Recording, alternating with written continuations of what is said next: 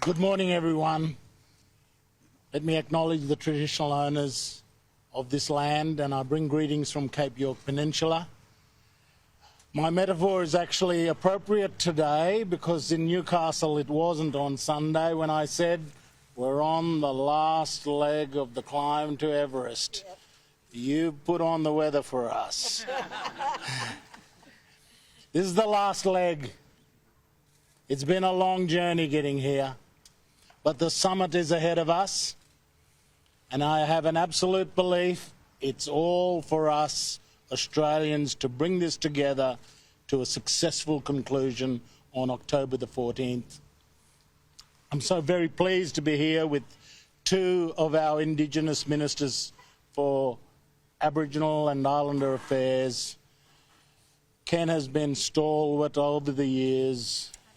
Since 2011, he and I were on the expert panel appointed by the Gillard government. It's been a long journey. It's now time for us to do this. Ken has handed the baton in good stead on to Linda.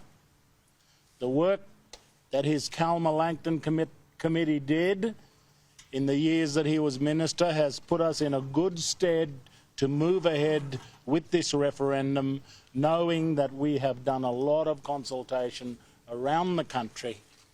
There's been a lot of parliamentary inquiries, I think 3 over those years, 3 public reports. We have done a lot of work on the so-called detail.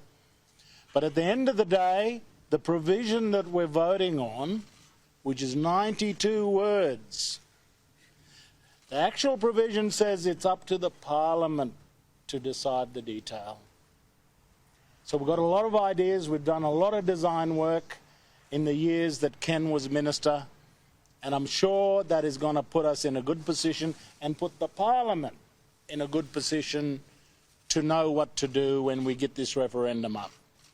The actual provision says this: the Parliament shall have power to make laws. That means the Parliament makes the detail about composition, functions, powers and procedures.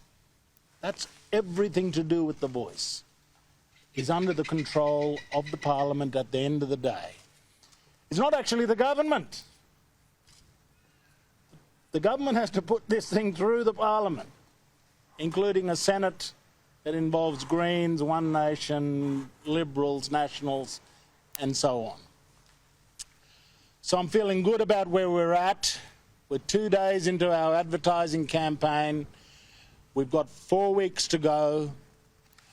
What I want to say about Western Australia is that your Aboriginal people live in the shadows of great wealth and opportunity.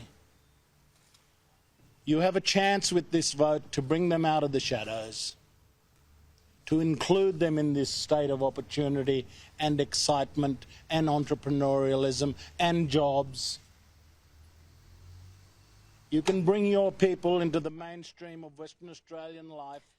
Noel Pearson there at a Yes 23 event in Western Australia, a state which polls are suggesting has one of the lowest yes votes at this stage. We're seeing a lot of these events happen, of course. We might head back there when some questions are being asked of the Indigenous Affairs Minister.